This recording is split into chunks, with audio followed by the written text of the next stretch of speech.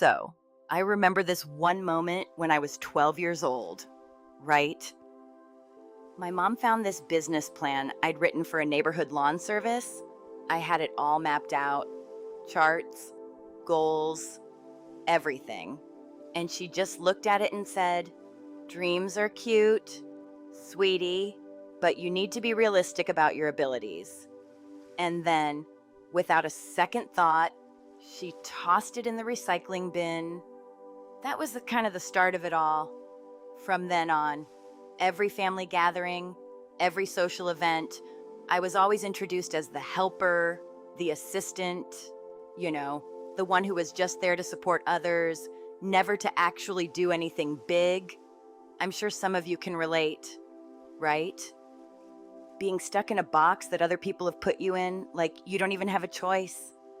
And over the years, that label, the helper, just kind of stuck. It became who I was in their eyes, and it started to feel like that's all I was ever going to be. But here's the thing, it wasn't exactly true. And tonight, things are about to change in a way no one, including me, saw coming. It's kind of wild how much your family can shape the way you see yourself. For years, my family had me pegged as entry level, not just at work, but in life. They'd always introduce me as the practical one, the one who's just here to help. It didn't matter what I was actually doing or achieving. Nothing ever seemed to shake that image. Take my college graduation, for example. I graduated with a computer science degree, which you'd think would be a huge deal, right? I mean, it's not an easy degree to get, and I was excited about it. But instead of everyone in the family saying, "Wow, look at what you've accomplished," my dad pulled me aside and said, "It's great that you've got a degree, but what's really important is finding a stable job." Like, okay, thanks, Dad. The entire family just sort of shrugged it off as something practical in their eyes. I wasn't the innovative, tech-driven person I knew myself to be. Instead, I was the one who'd found something useful, and that was the end of it. And sure, maybe they didn't mean to downplay it, but that's just how they saw me, the practical daughter who didn't have those big, out-of-reach dreams. So I ended up wearing that label. Whether I wanted to or not, it became a little easier to just let them keep thinking that way, even when I knew it wasn't right. And I kept doing well, moving forward in my career. But the family kept expecting me to stay right where they thought I belonged. When I moved to Silicon Valley, I was thrilled. I'd landed a job at a tech company working as a software engineer. That's a big deal. But my mom, she just told the neighbors that I was doing filing work for tech companies. Filing work, I get it. She didn't understand exactly what I was doing, and that's okay. But to her, tech was just some big, nebulous thing that didn't need to be explained. The idea that I was a senior engineer at a growing startup, solving huge technical problems, it just didn't fit into the story they'd built for me. I couldn't exactly blame her. It was easier to see me as the assistant or secretary than the woman actually making decisions that impacted thousands of people's daily lives. But man, that felt like a punch in the gut every time. Still, I kept it low-key. I didn't want to disrupt the family dynamic, especially with how much they relied on this comfortable little narrative they had for me. So I played the part. I played the role they expected. Then there was the time I bought my first house at 25. It wasn't a mansion, but it was mine. I was proud. And again, my family was like, "Oh, wow, that's nice. But did you get help with the down payment?" Really? Just assuming that secretaries don't make that kind of money, I didn't even argue. I just let it slide. It was easier to let them believe that I was the practical, unassuming one who was somehow getting by with help than to rock the boat and reveal how much more I was really doing. I'd been promoted to senior engineer at 3 different startups by the time I was 27. At every turn, I was achieving things that most people only dream about. But in their eyes, I was still the same girl they'd always known, stuck in the same role. The irony of it all didn't hit me right away. I'd be sitting in meetings, discussing multi-million-dollar projects, debugging systems that processed millions of transactions every day for big-name companies. And then I'd get a call from my mom asking about how filing work was going. It was exhausting, but I kept quiet. I had to keep playing this role. The more successful I got, the harder it became to explain why I wasn't what they thought I was. I even started editing my own conversations with them. Every phone call, I'd carefully remove all the mentions of acquisitions, board meetings, or even just the fact that I was a senior engineer. It was like I had to erase all the things that didn't fit the picture they had in their heads. And family visits. Oh, those were tricky. I'd dress down, drive my older car, and talk vaguely about computer work when they asked. It was like being two different people, the one they expected and the one I actually was. But maintaining that facade, keeping them in the dark, was draining. I got to a point where I felt like I was living a double life. But the truth was, I didn't feel ready to break the mold just yet. I wasn't sure how they'd handle it. I wasn't sure how I would handle it. So I kept my head down, did my job, bought my house, made my career moves, and smiled while they talked about my practical little job. It was easier this way, I guess. Easier to keep going, to let them think they had me all figured out, than to risk everything by showing them who I really was. So there we were, getting ready for Dad's company holiday party at the Meridian Country Club. He'd been a member for 15 years, so this was his moment to shine, to show off his successful family to the company leadership. You can imagine how important this night was to him. I'd been to the club countless times, family dinners, watching Dad network with other executives, listening to him explain why certain people belonged in certain positions. To him, the world was about hierarchies.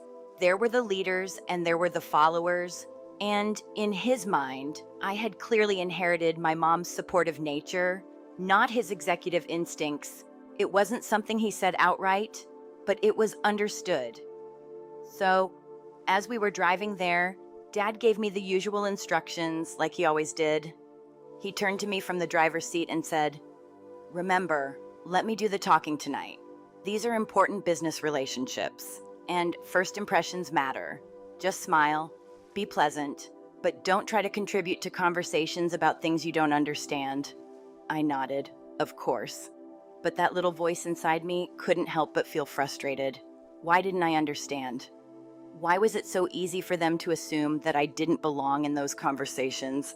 It wasn't like I was clueless. I was making big moves in tech, solving problems that people in these circles probably couldn't even comprehend. But that didn't matter. In Dad's eyes, I was just the helper. I was the one who was always going to play support, always going to be in the background.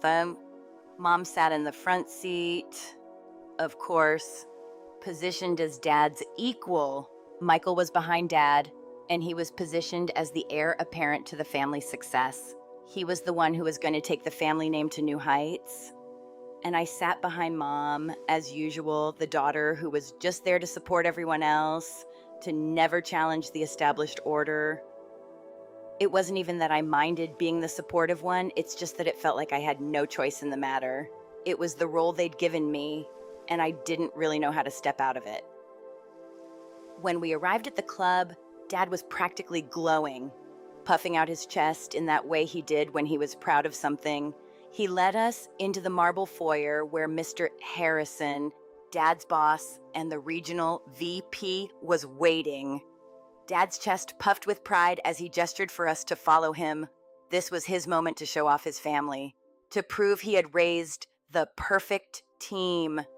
The introductions were also scripted. This is my wife, Margaret, a wonderful homemaker who keeps our family running smoothly. Dad said with practiced precision, like he'd said it 100 times before. Then, my son, Michael, who just made partner at his law firm downtown. He's handling some major merger cases this year. Michael stood up straighter, tightened his tie, and shook hands with the kind of confidence only someone who's never been told their dreams are too big could have. Michael was exactly the kind of success Dad admired. He had the prestigious career, the impressive salary, the social connections that reflected well on the family's status. And then, of course, came my turn. Dad's hand landed on my shoulder, and I immediately felt that familiar weight of lowered expectations. And this is my daughter, Sarah. She's our secretary. Every time he said it, it was like a small jab to the gut. The words hung in the air, heavy with unspoken limitations. Mister. Harrison shook my hand, smiled politely, but the interaction felt like a formality. His attention quickly shifted back to Dad and Michael. It was like I wasn't even part of the conversation. It was always the same. How nice, Mrs. Harrison said, giving me that warm but dismissive nod. Secretary work is so important as someone has to keep the important people organized. Michael, of course, couldn't help himself. He let out a little laugh, the kind that carried just enough of an edge to let everyone know that he was in charge here. Sarah's been entry level forever. Some people are just more comfortable in supporting roles. You know, not everyone has the instincts for leadership. His comment was followed by approving nods from the adults, like they were all in on the same joke. And me, I just smiled and nodded, because that was the role I had to play. That's true, I agreed pleasantly. I'm definitely more comfortable in the background. Dad beamed. This was exactly how these interactions were supposed to go. He was the successful executive, his family in their proper roles, and everything stayed in its comfortable place. Michael was the future, Mom was the perfect partner, and I was the family secretary, the humble daughter who would always support the big dreamers, but never have dreams of my own. I'd perfected this act over the years. It was a second nature now, to smile, to stay invisible, to let everyone else take the spotlight while I stayed in the background. It was easier this way, safer. At least, that's what I thought. The night at the Meridian Country Club was moving along just like I expected. The usual rhythm of the event, the same predictable interactions. Everyone was finding their place in the social hierarchy, and I was settling comfortably into my role as the background player. As we made our way through the evening, Dad proudly presented the family to everyone he knew, introducing Michael as the up-and-coming star, the one with the impressive career, and Mom as the perfect wife.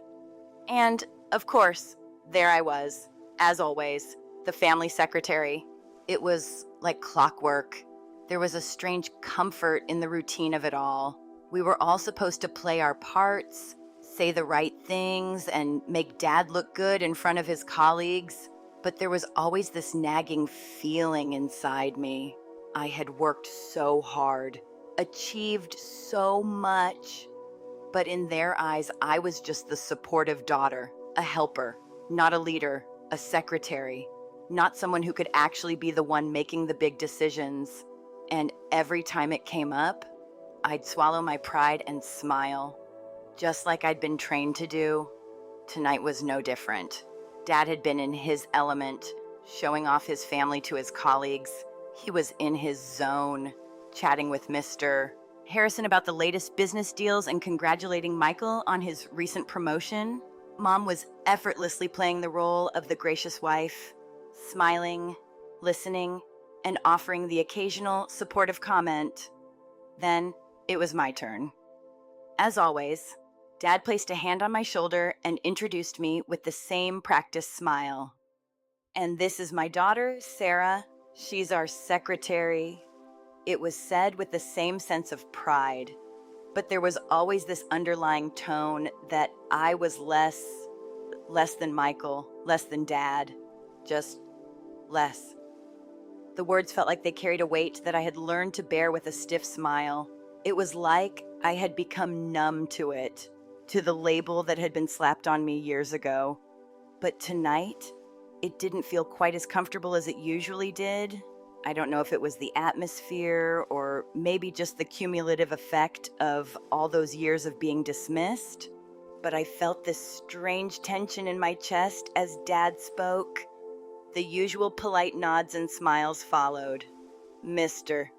Harrison shook my hand, but I could tell his attention was already shifting back to the important conversations.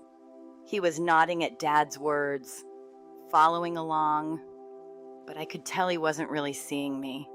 Mrs. Harrison gave me that warm, dismissive nod that I'd grown used to.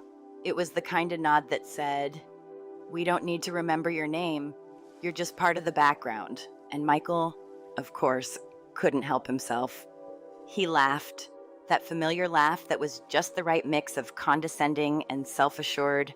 Sarah's been entry-level forever. Some people are just more comfortable in supporting roles.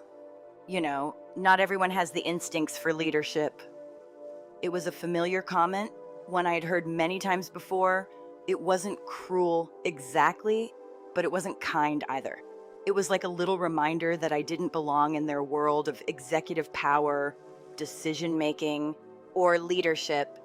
I was just the secretary, the helper, and everyone else nodded in agreement, reaffirming their understanding of me and my place in the family dynamic.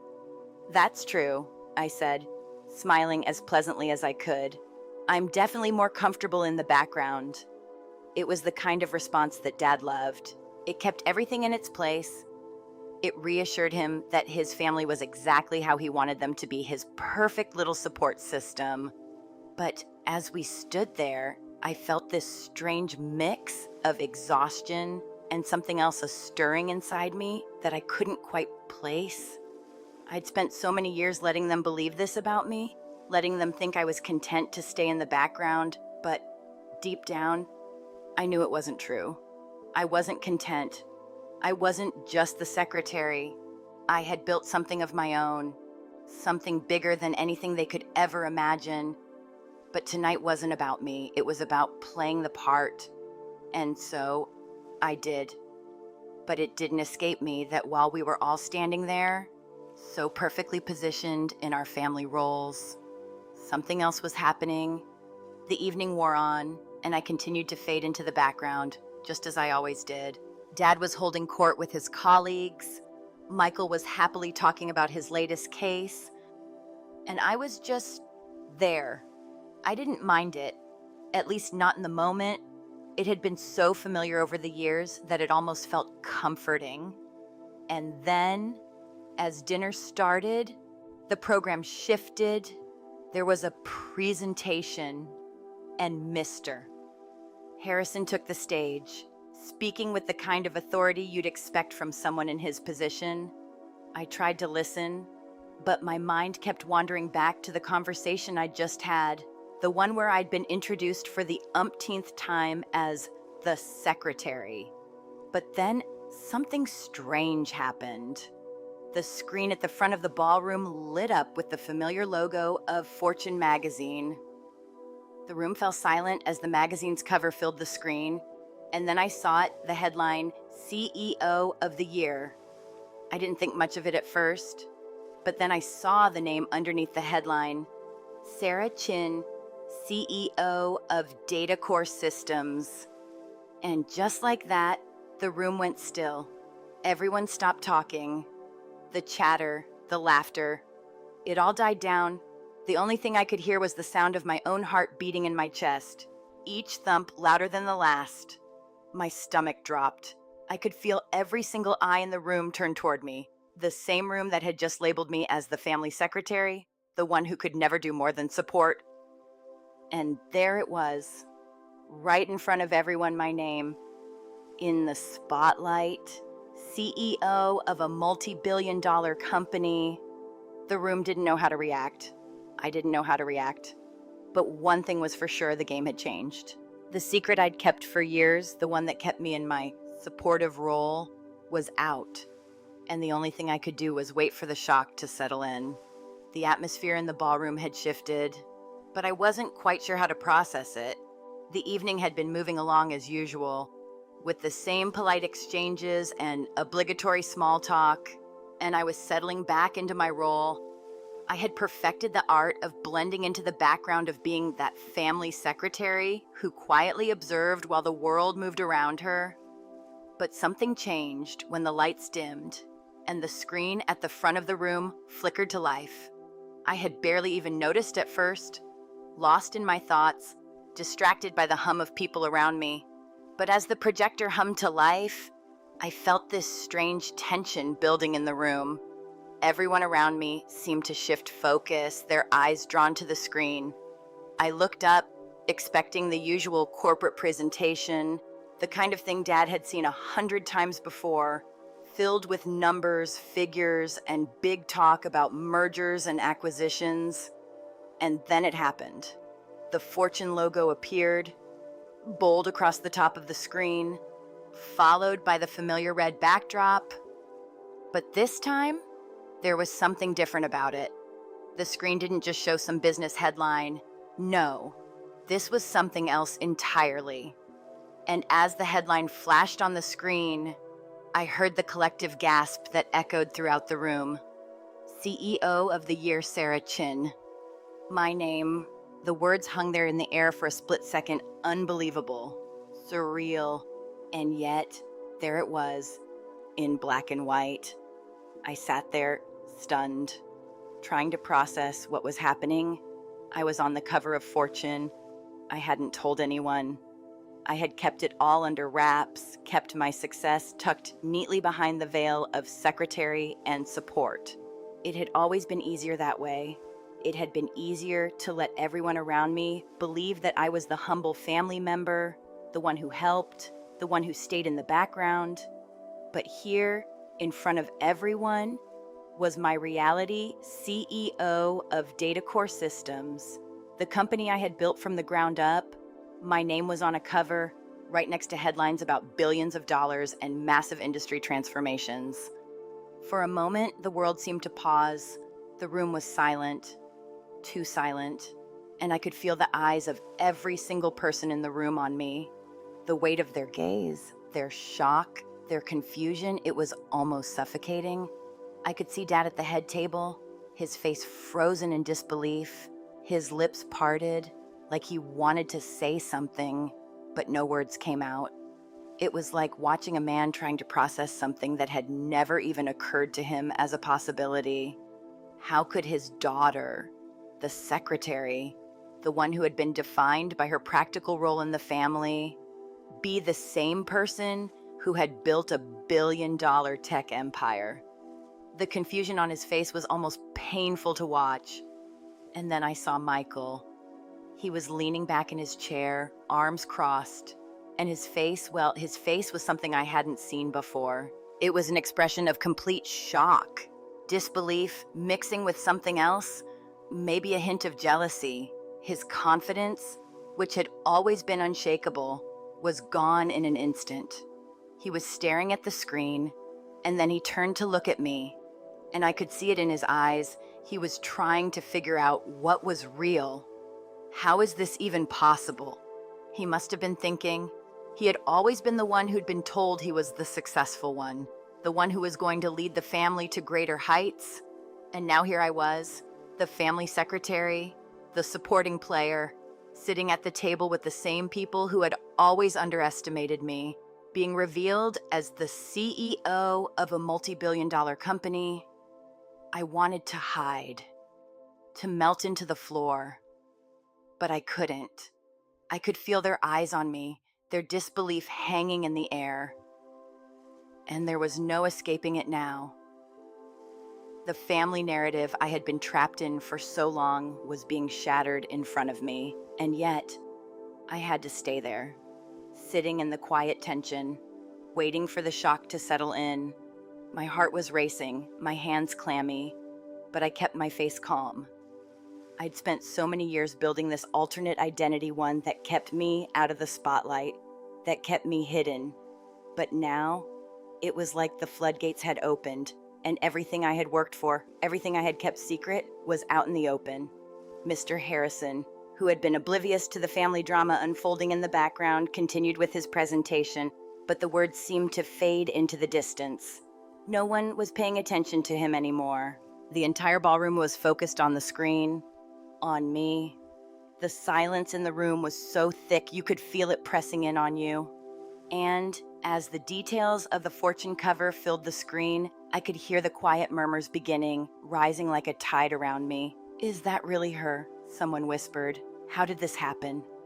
I could hear fragments of conversation, but it was like the words didn't quite belong to me.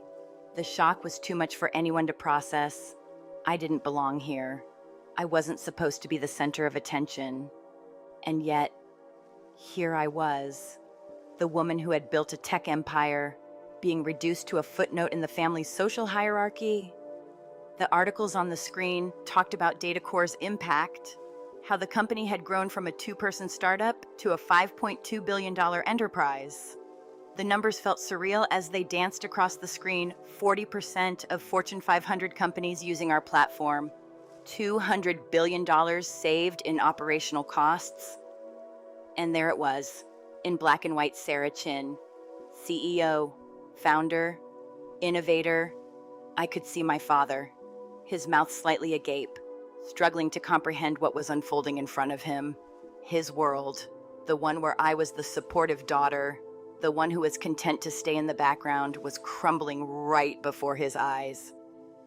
He had always believed that there were clear roles in the family. Michael was the one with the career, the success, the drive, and I was the one who stayed in my lane. And now, that script had been ripped to shreds. This wasn't supposed to happen. I wasn't supposed to be the one who had made it. I could feel the heat rising in my chest as the magnitude of the situation hit me. I had lived in the shadow of their expectations for so long, playing my role, hiding my achievements. And now, here it was my entire life. The life they had constructed for me was falling apart in an instant. I wasn't just the secretary anymore. I wasn't just the one who helped. I was the one who had created something that no one in this room had even imagined. I had become the leader they had always told me I couldn't be. So, there I was, sitting in the middle of this whirlwind, surrounded by people who had spent my whole life seeing me as the helper, the support, the one who stayed in the background. And yet, in that one moment, everything shifted. The narrative they had built for me was shattered. And to be honest, that feeling of being underestimated, of being overlooked for years, it was a lot. But I also realized something in that moment. It's not about what other people think of you. It's about what you know you're capable of, and the quiet, steady work you put in when no one's watching. I've spent years behind the scenes, building something that, until that night, no one knew about. But you know what? It didn't matter how long it took for them to see it. I wasn't defined by their assumptions or the roles they tried to box me into. I had my own story to tell. And that night, everyone finally got to hear it. Sometimes you have to live in the shadows for a while, just so you can shine brighter when the time is right. And maybe you've been underestimated too. Maybe you've been told you're not enough, or that you should stay in your lane. But trust me, don't let anyone else decide what you're capable of. You get to write your own story. So, if you're someone who's been quietly working towards something big, just know it's never too late for the world to catch up. And hey, if this story inspired you or made you think about your own journey, maybe give this video a like and consider subscribing for more stories like this. Keep pushing, keep believing in yourself, because the world is full of surprises. Thanks for watching.